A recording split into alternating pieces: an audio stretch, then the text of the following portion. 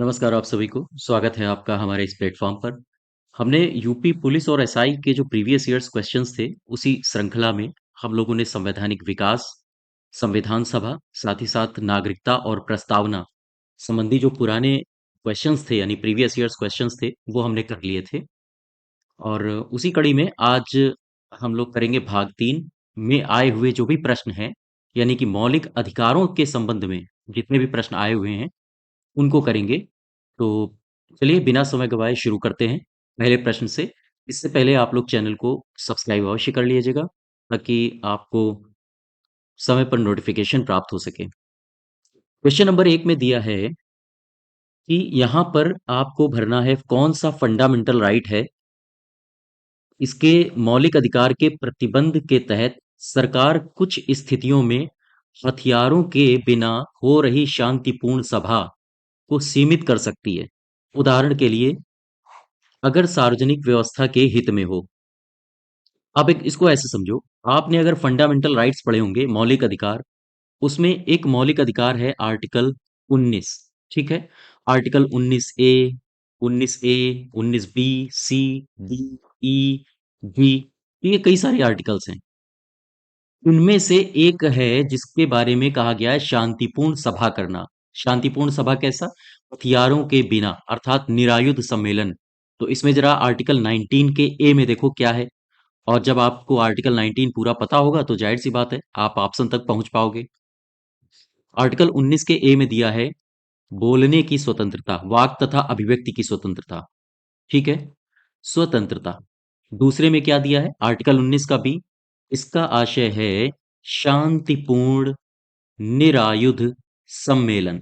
ठीक है, शांतिपूर्ण निरायुध सम्मेलन। निरायुध का आशय होता है आयुध रहित अर्थात अस्त्र रहित। तो आपसे यही बोला है शांतिपूर्ण निरायुध सम्मेलन। और ये आर्टिकल 19 है किसमें? ये है स्वतंत्रता का अधिकार। स्वतंत्रता का अधिकार। और स्वतंत्रता का अधिकार दिया गया है आपके आर्टिकल में 19 से लेकर 22 तक। तो यहां पर आपका आंसर कौन हो जाएगा?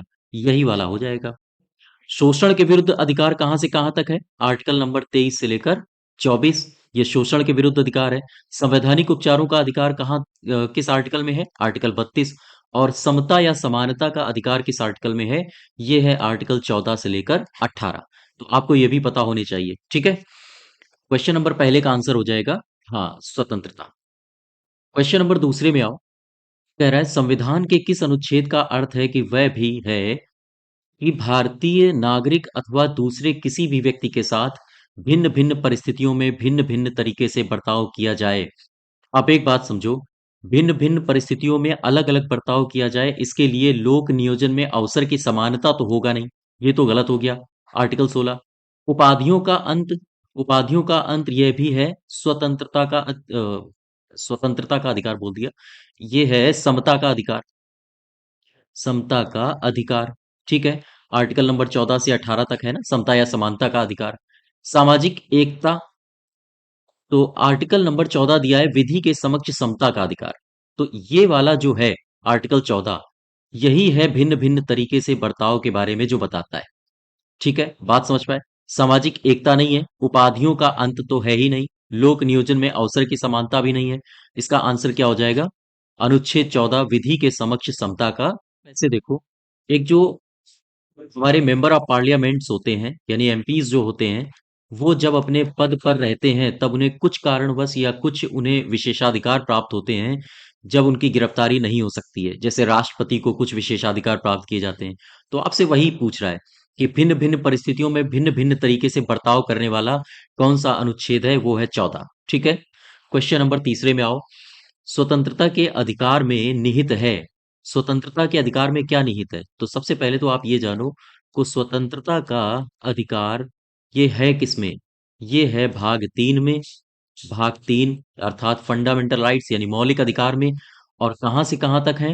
19 से लेकर 22 तक। आर्टिकल 19 से 22 तक। ठीक है, तो इसमें क्या क्या निहित है? कोई भी पेशा करना। हाँ बिल्कुल सही है, कोई भी पेशा करना। ये कौन सा आर्टिकल है?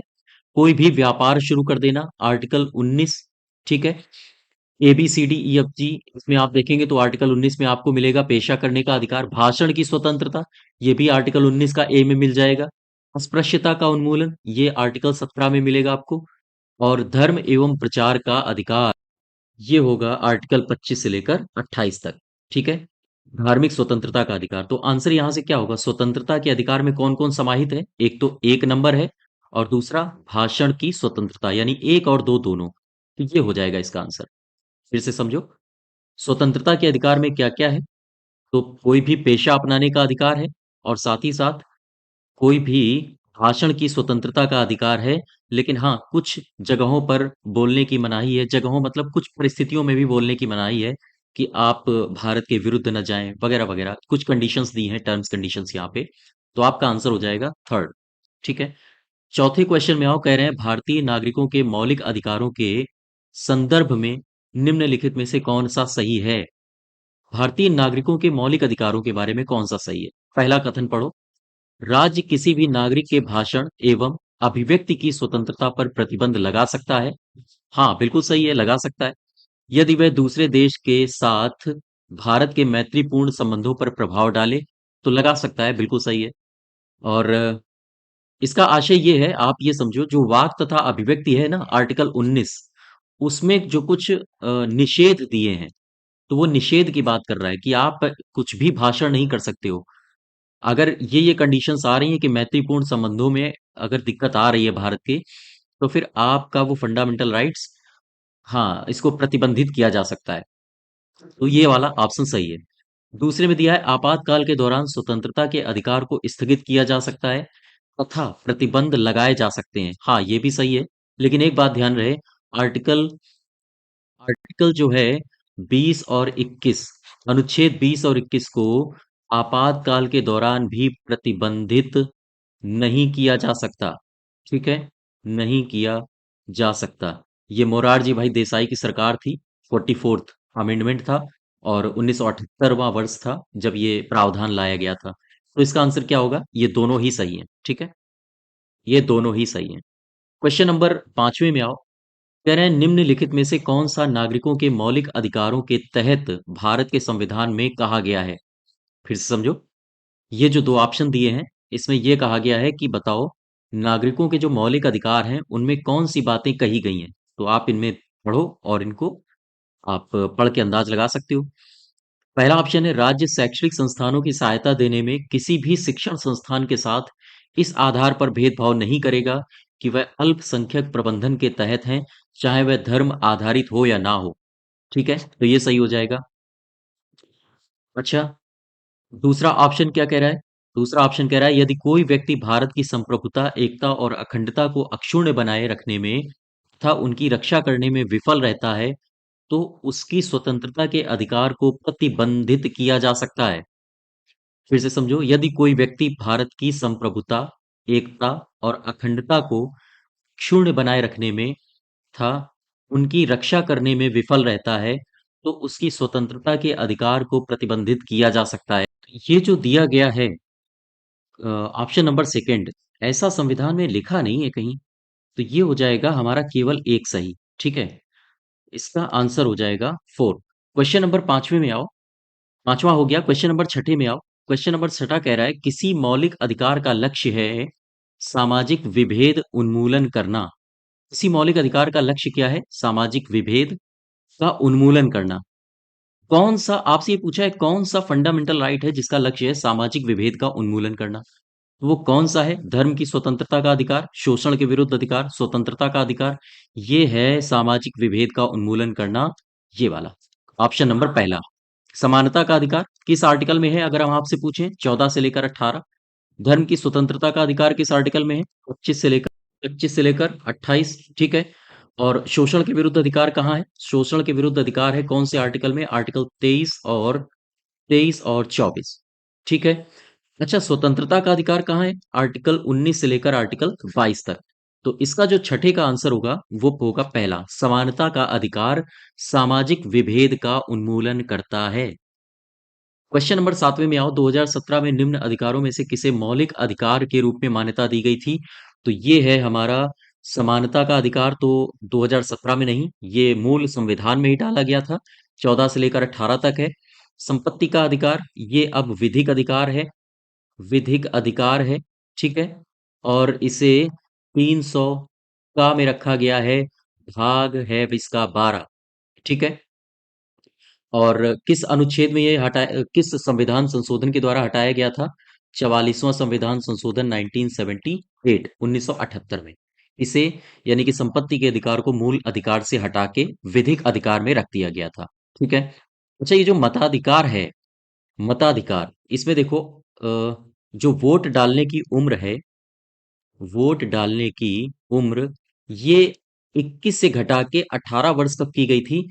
ये की गई थी 1989 1989 में 61, यानी कि 61st कॉन्स्टिट्यूशनल अमेंडमेंट एक्ट, अर्थात 61वां संविधान संशोधन अधिनियम 1989 में जो वोट डालने की उम्र थी वो 18 से, वो 21 से घटा के 18 कर दी गई थी। अच्छा, सातवें का जो आंसर होगा वो होगा निजता का अधिकार।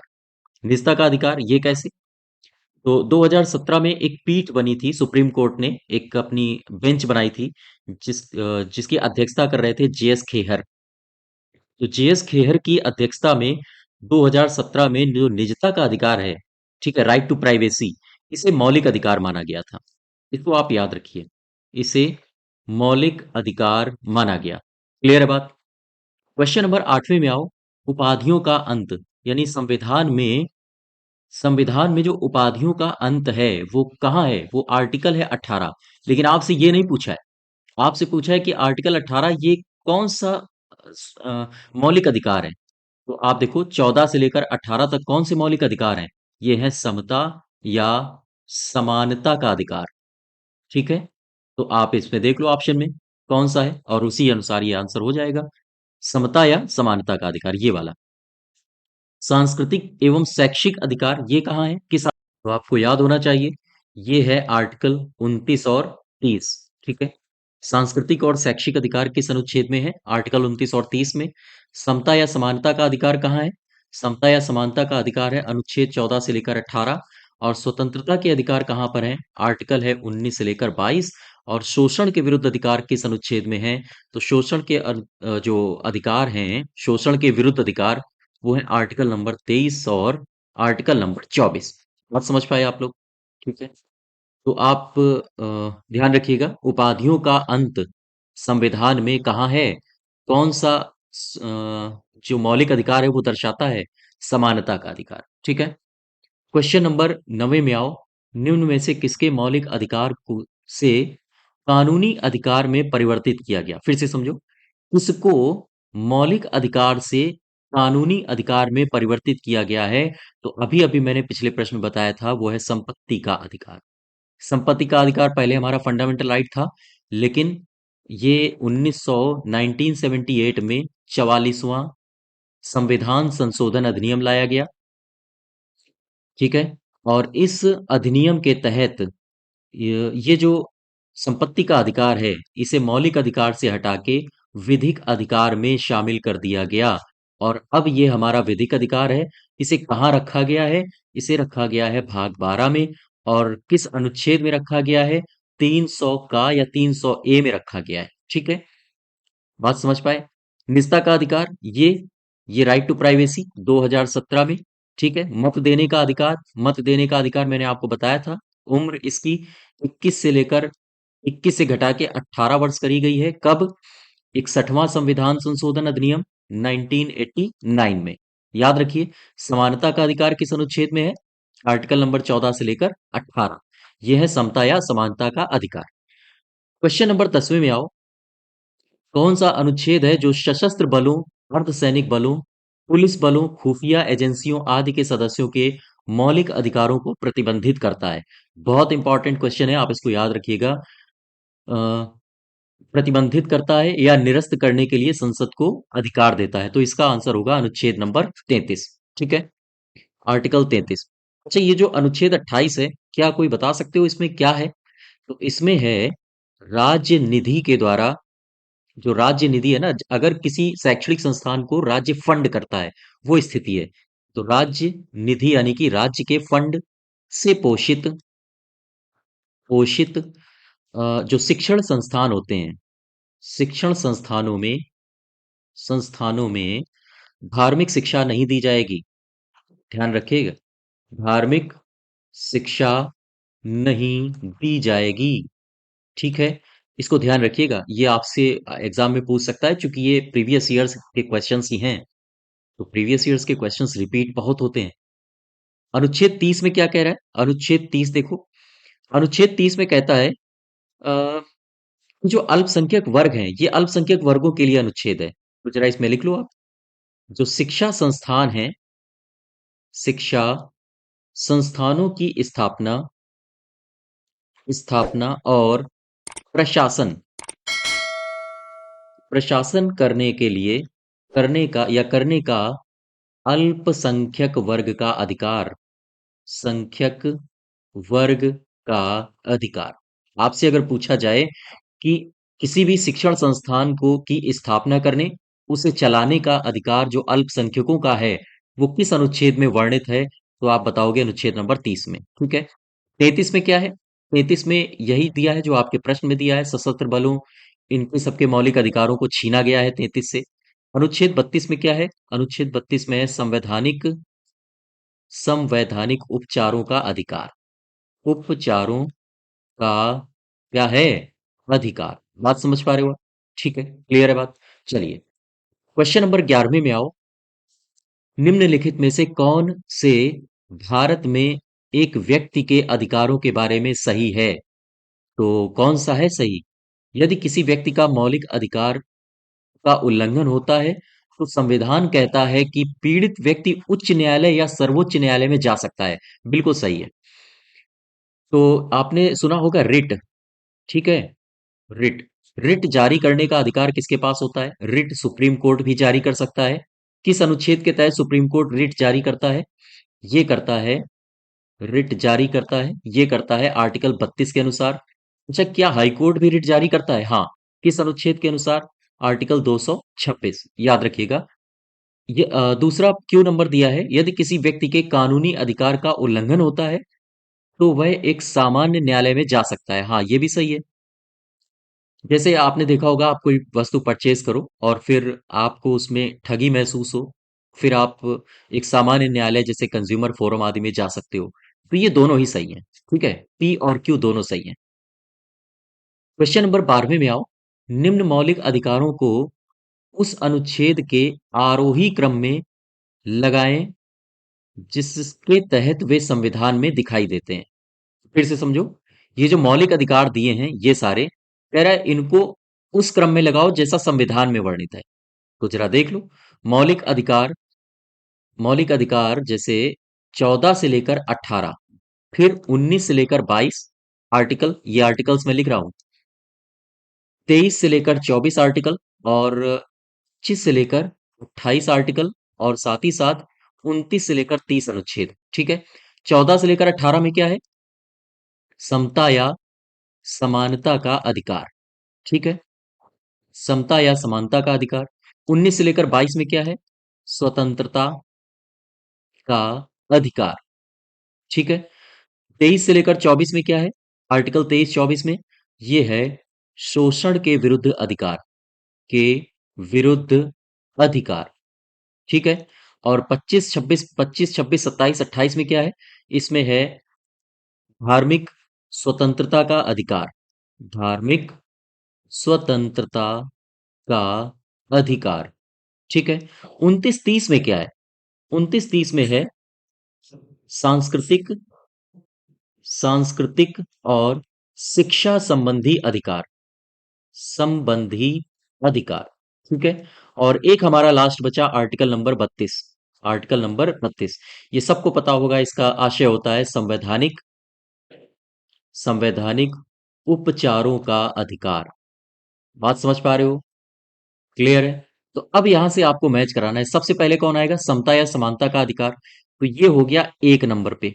ठीक है, ये पहले पर आएगा। फिर देखो जरा, फिर आएगा स्वतंत्रता का अधिकार, तो ये हो गया दूसरे नंबर पर।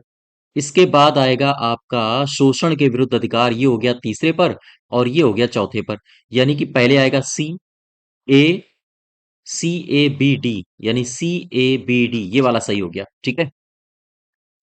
क्वेश्चन नंबर 13 में आओ। नागरिकों के मौलिक अधिकारों के संदर्भ में दिए गए विकल्पों में से कौन सा वक्तव्य सही है? कोई व्यक्ति विशेष अपने मौलिक अधिकार त्याग सकता है, ये तो बिल्कुल गलत है। कोई व्यक्ति त्याग नहीं सकता है।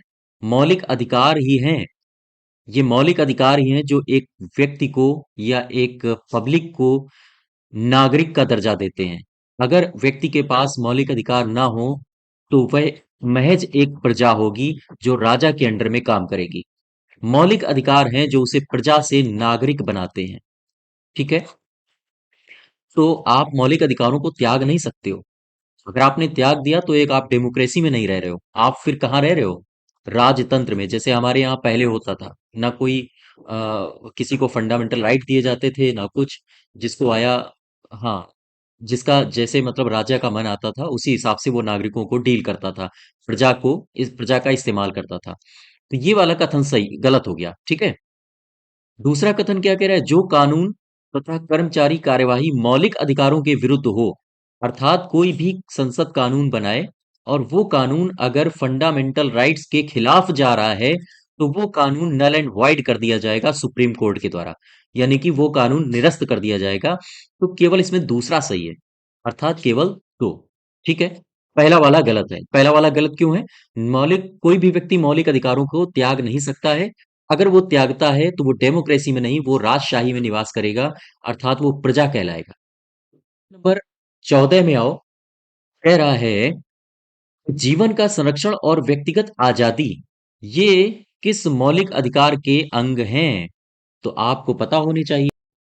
स्वतंत्रता का जो अधिकार है, स्वतंत्रता का अधिकार, ये किस अनुच्छेद में है? ये है आर्टिकल 19 से लेकर 22 तक। ठीक है। अनुच्छेद 19 से 22। अब ये जो जीवन संरक्षण संबंधी अधिकार है और व्यक्तिगत आजादी संबंधी अधिकार है, आर्टिकल 20 और 21 की ओर इशारा कर रहा है। अर्थात ये जो अधिकार हैं ये किसके तहत आएंगे? ये आएंगे स्वतंत्रता के अधिकार के तहत, अर्थात चौथा वाला पार्ट। हाँ, सही हो जाएगा। अब ये जो समता का अधिकार है ये किस अनुच्छेद में है? जल्दी फटाक से रिवीजन करो। समता का अधिकार है 14 से लेकर 18, शोषण के विरुद्ध अधिकार है 23 से लेकर 24, और संवैधानिक उपायों का अधिकार है आर्टिकल नंबर 32। ठीक है। क्वेश्चन नंबर 15 में आओ। भारत के नागरिकों के मौलिक अधिकारों के संदर्भ में निम्नलिखित में से कौन सा सही है? फंडामेंटल राइट्स के बारे में आपसे जानकारी मांग रहा है। तो ये जो दो ऑप्शन दिए हैं इनको पढ़ के आप बता सकते हो इसका आंसर। मेरा पहला कथन पढ़ो। स्पृश्यता एक अपराध है, ऐसा आचरण करने वालों को कानूनन सजा मिलती है। हाँ, बिल्कुल सही है। क्या बता सकते हो आप? अस्पृश्यता, अस्पृश्यता निवारण अधिनियम कब आया था? अधिनियम, ये कब आया था? तो इसका मुझे, मैं आशा करता हूं इसका मुझे आप आंसर देंगे कमेंट बॉक्स में। ठीक है। अस्पृश्यता निवारण अधिनियम कब आया था? इसका आंसर मुझे कमेंट बॉक्स में दीजिए। दूसरा जो विकल्प दिया है, भारत के नागरिक किसी अन्य देश से उपाधि ग्रहण नहीं कर सकते। फिर से समझो। भारत के नागरिक किसी अन्य देश से उपाधि ग्रहण नहीं कर सकते। क्या ये सही है? उपाधि ग्रहण नहीं कर सकते हैं। तो ये कौन सा सही हो जाएगा? एक और दो, दोनों। ठीक है। क्वेश्चन नंबर, अच्छा ये बताओ मुझे, इसी में बताओ, ये जो अस्पृश्यता लिखा है, अस्पृश्यता से संबंधित कौन सा अनुच्छेद है संविधान का? अनुच्छेद नंबर है 17। आप इसको भी ध्यान रखो। क्वेश्चन नंबर 16 में देखो, संविधान के अनुच्छेद 17 के तहत किसी व्यक्ति को प्राप्त होने वाले नागरिक अधिकार किससे संबंधित है? अभी अभी मैंने कहा था आर्टिकल नंबर 17 किससे है? अस्पृश्यता से। ठीक है। तो यहां पर आंसर कौन सा होगा? अस्पृश्यता का उन्मूलन। ठीक है। क्लियर है बात? क्या आप बता सकते हो कि ये जो सती प्रथा का उन्मूलन है ये कब हुआ था? इसको भी आप याद रखो, 1829। क्वेश्चन नंबर 17 में आओ। संविधान के कौन से अनुच्छेद के तहत मजिस्ट्रेट की अदालत में याचिका दायर करके कोई भी नागरिक किसी सार्वजनिक मुद्दे पर न्यायालय जा सकता है? कौन सा है ये? वही रिट की बात हो रही है। रिट, यानी कि रिट को कहते हैं न्याय का झरना। इसे न्याय का झरना कहा जाता है। और किस अनुच्छेद की बात हो रही है? अनुच्छेद कौन सा है? अनुच्छेद है 32। ठीक है। अब जरा ये देखो, अनुच्छेद 226 क्या है? आर्टिकल 226, ये क्या कह रहा है? आर्टिकल 226 कहता है कि जो रिट है वो हाई कोर्ट भी जारी कर सकता है।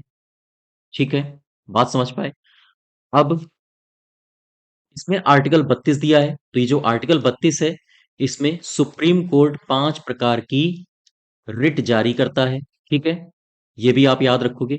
और आर्टिकल 64 जो दिया है, इसका मौलिक अधिकार से कोई सरोकार नहीं है। इसका सीधा सीधा अर्थ है कि जो आर्टिकल 64 है, इसमें उपराष्ट्रपति जो वाइस प्रेसिडेंट होता है हमारा, आप यहां लिख लो आर्टिकल नंबर 64। जो हमारा उपराष्ट्रपति होता है यानी वाइस प्रेसिडेंट, उपराष्ट्रपति राज्यसभा का पदेन सभापति होता है, सभापति होता है। ठीक है, ये कहाँ दिया है? ये दिया है आर्टिकल नंबर 64 में। ठीक है, क्वेश्चन नंबर 18 में आओ। तो क्वेश्चन नंबर 16 का आंसर क्या होगा?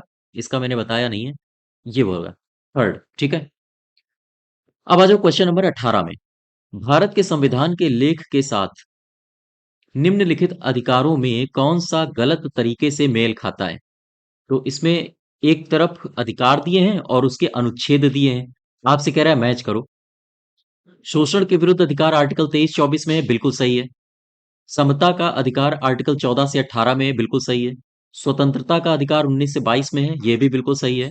और धर्म की स्वतंत्रता का अधिकार, ये तो बिल्कुल गलत हो गया। धार्मिक स्वतंत्रता का अधिकार 25 से लेकर आर्टिकल 28 तक है। ठीक है, तो हमारा आंसर जो है सुमेलित नहीं है, वो यही होगा। क्वेश्चन नंबर 19 में आओ। मानवाधिकार की सार्वभौमिक घोषणा में उल्लिखित मानवाधिकार के सिद्धांत भारतीय संविधान के किन अनुच्छेदों में निहित हैं? अब देखो, ये जो मानवाधिकार है, मानवाधिकार हमारे जो मौलिक अधिकार हैं यानी कि फंडामेंटल राइट्स, अर्थात मौलिक अधिकार।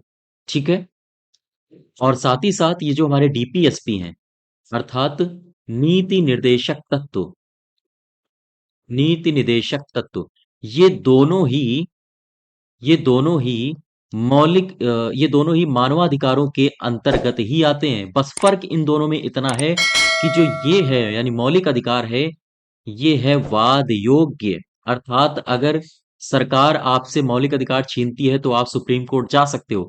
लेकिन ये जो डीपीएसपी है, ये है अवाद योग्य। अर्थात राज्य के नीति निर्देशक तत्वों के अनुसार अगर सरकार नहीं चलती है, उस सरकार की जिम्मेदारी नहीं है, यानी आप सुप्रीम कोर्ट नहीं जा सकते हो। यहां आप सुप्रीम कोर्ट जा सकते हो। बस फर्क इतना है। फंडामेंटल राइट्स कहां से कहां तक है? 12 से लेकर 35 तक। और ये कहां से कहां तक है? डीपीएसपी राज्य के नीति निर्देशक तत्व 36 से लेकर 51 तक। 12 से लेकर जो 51 तक है, वो है हमारे मानवाधिकार।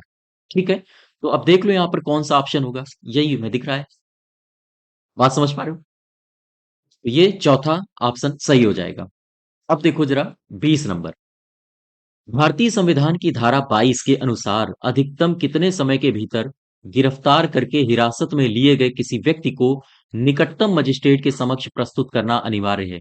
तो धारा जो 22 है ना, धारा 22 या हम कहें आर्टिकल नंबर 22 संविधान का, ये काफी शानदार है। और इसके बारे में कहा यह जाता है, इसमें वर्णित ये है कि किसी व्यक्ति किसी व्यक्ति को गिरफ्तारी एवं निरोध से संरक्षण, निरोध से संरक्षण। ठीक है, आर्टिकल 22 में कहा जाता है, या आर्टिकल 22 में वर्णित है कि जो व्यक्ति है, किसी भी व्यक्ति के गिरफ्तारी से संरक्षण कैसे दिया जाए और उसे निरोध से संरक्षण कैसे दिया जाए, यानी डिटेंशन अगर जबरन उसे पकड़ लिया गया है तो उसे उसके लिए कौन कौन से प्रावधान है। अब इसी में एक प्रावधान है कि यदि किसी व्यक्ति को पुलिस गिरफ्तार कर लेती है तो 24 घंटे के अंदर अंदर उसे मजिस्ट्रेट के समक्ष पेश करना होगा। तो आंसर होगा हमारा 4। अगर मजिस्ट्रेट ने उसे दोषी ना माना, सपोज करो ये व्यक्ति है, और अगर मजिस्ट्रेट ने इसे दोषी ना माना, तो फिर इसे 24 घंटे के अंदर अंदर छोड़ना भी पड़ेगा, ये भी प्रावधान है। ठीक है, क्वेश्चन नंबर अब नेक्स्ट में आओ। 21। कौन सा निम्नलिखित में से कौन सा या कौन से किसी भारतीय को प्राप्त कानूनी अधिकार के बारे में सही है? तो ऑप्शन पढ़ो इसमें। कानूनी अधिकार एक सामान्य कानून द्वारा सुरक्षित किए गए हैं। कानूनी अधिकार एक सामान्य कानून के द्वारा सुरक्षित किए गए हैं। हाँ, बिल्कुल। दूसरा है, उस कानून को बदलकर विधायिका द्वारा कानूनी अधिकारों को बदला जा सकता है या हटाया जा सकता है। ठीक है? तो यहां पर ये दोनों यानी क्यों भी सही हो जाएगा। कानूनी अधिकार एक सामान्य कानून द्वारा सुरक्षित किए गए हैं, बिल्कुल सही है। और साथ ही साथ कानून को बदलकर विधायिका द्वारा कानूनी अधिकार को बदला जा सकता है। ये दोनों ही सही है, अर्थात पी और क्यू दोनों। क्वेश्चन नंबर 22 में आओ। निम्नलिखित में से कौन सा वक्तव्य भारतीय संविधान में नागरिकों के मौलिक अधिकार के रूप में उल्लिखित है? कौन सा है? पढ़िए जरा। किसी भी व्यक्ति को एक ही अपराध के लिए एक से अधिक बार दंडित नहीं किया जा सकता। बिल्कुल सही है। बिल्कुल सही है। ठीक है। और दूसरे में कहा गया है, किसी भी व्यक्ति को उसकी इच्छा के विरुद्ध देश की राष्ट्र देश की रक्षा, राष्ट्र की सेवा करने के लिए बाध्य नहीं किया जा सकता। ये गलत है। अगर जरूरत पड़ी तो आपको हथियार भी उठाने पड़ सकते हैं, अगर देश की आवश्यकता हुई। ठीक है? तो यहां ये तो गलत हो जाएगा, पहला सही है, केवल एक सही। ठीक है? बात समझ पाए आप लोग? और ये 33 में दिया गया है आर्टिकल। क्वेश्चन नंबर 23 में आओ। निम्नलिखित में से कौन सा सही है, इसका मिलान करो। उसका मिलान करिए कौन सा सही है। आर्टिकल 19 का ई, ये मैंने पहले आप क्वेश्चन नंबर 1 में देखिए, मैंने वहां इसको डिटेल में बताया है। तो यहां से आपको सही कौन लग रहा है? संघ बनाने का अधिकार, ये तो बिल्कुल नहीं है। संघ बनाने का अधिकार ये तो है ही नहीं। है का नहीं का मतलब क्या? जो ये है वो आर्टिकल 19 के सी का वर्णन है। अच्छा, किसी पेशे का अभ्यास करने का अधिकार, अर्थात आजीविका, इसको हम कह सकते हैं आजीविका चलाने का अधिकार। ये कौन सा आर्टिकल है? आर्टिकल 19 का है जी। अच्छा, तो ये भी गलत हो गया और ये भी गलत हो गया। आर्टिकल 19 का ये कह रहा है भाषण, अभिव्यक्ति यानी कि बोलने की स्वतंत्रता, तो ये सही है। आर्टिकल 19 का ए में ही दिया गया है, यही सही हो जाएगा। 19 के जी में दे रहा है शांतिपूर्वक हथियारों के बिना इकट्ठा होने का अधिकार, ये भी गलत है। ये आर्टिकल 19 का बी है, 19 का बी, जी नहीं है, तो ये भी गलत हो गया। तो हमारा सही आंसर क्या होगा? तीसरा। ठीक है। क्वेश्चन नंबर 24 में आओ। भारतीय संविधान के अनुच्छेद जो है 20, ये किससे संबंधित है? 20 पदवियों का उन्मूलन नहीं है। 20 में क्या है? 20 में दरअसल है ये कि जो गिरफ्तारी से संबंधित है प्रावधान, उससे संबंधित है ये। हाँ, तो कह सकते हैं कि जो आर्टिकल 20 है उसमें वर्णन है दोष सिद्ध के संबंध में संरक्षण। ठीक है? दोष सिद्ध के संबंध में संरक्षण, क्या प्रावधान है इसमें? इसमें तीन प्रावधान है। देखो जरा। पहला कहता है कि एक अपराध की एक बार सजा होनी चाहिए, एक बार सजा का प्रावधान होना चाहिए। दूसरा इसी आर्टिकल में कहता है कि अपराध के समय जो कानून था जो कानून था उसी के अनुसार सजा मिलनी चाहिए। ठीक है? अच्छा, ऐसा नहीं है कि आप कानून उस समय कोई और था, उस समय आपने सजा कोई कांड कर दिया और फिर आपको सजा मिलेगी आज के कानून के अनुसार, ऐसा कुछ नहीं होगा। उसी के अनुसार सजा मिले। तीसरा प्रावधान क्या कहता है? तीसरा कहता है स्वयं के विरुद्ध विरुद्ध गवाही देने से बाध्य नहीं किया जाएगा। गवाही के लिए यानी हमें टॉर्चर नहीं किया जाएगा कि हम अपने ही विरुद्ध गवाही दें। स्वयं के विरुद्ध गवाही के लिए बाध्य नहीं किया जाएगा। ठीक है? तो आर्टिकल 20 में क्या वर्णन है? आर्टिकल 20 में वर्णन है दोष सिद्ध के संबंध में संरक्षण। ठीक है? क्लियर है बात? क्वेश्चन नंबर 25 में आओ। भारतीय संविधान के अनुच्छेद 21 ए के तहत राज्य को 6 से 14 वर्ष की आयु के सभी बच्चों को मुफ्त और अनिवार्य शिक्षा प्रदान करनी चाहिए। इसका आंसर हो जाएगा ये। अब इसमें जो आर्टिकल नंबर 21 है, 21 का ए, ये कब जोड़ा गया था? ये जोड़ा गया था 81वां संविधान संशोधन अधिनियम सन 2002 में। ठीक है? अच्छा, एक बात बताओ, शिक्षा का अधिकार इसमें वर्णित है, तो क्या आप बता सकते हो कि शिक्षा का अधिकार कब लागू हुआ था? अधिकार कब लागू हुआ था? ये लागू हुआ था 1 अप्रैल 2010 में। ठीक है? क्लियर है बात? तो बच्चा जो ये है 6 वर्ष से लेकर 14 वर्ष के आयु तक के बच्चों को मुफ्त और अनिवार्य निशुल्क शिक्षा इसमें प्रदान की जाएगी। ठीक है? ये सरकार थी उस समय अटल बिहारी वाजपेयी की। और अटल बिहारी वाजपेयी की सरकार के कार्यकाल में ये प्रावधान लाया गया था। बात समझ पा रहे हो? ठीक है। तो ये हमारे फंडामेंटल राइट्स का पहला पार्ट था, जिसमें 25 क्वेश्चंस हम लोगों ने डिस्कस किए। आशा करता हूँ ये वीडियो आपके एग्जाम्स के लिए काफी महत्वपूर्ण साबित होगा। चैनल को सब्सक्राइब करिएगा ताकि आपको समय से नोटिफिकेशन मिल सके। धन्यवाद।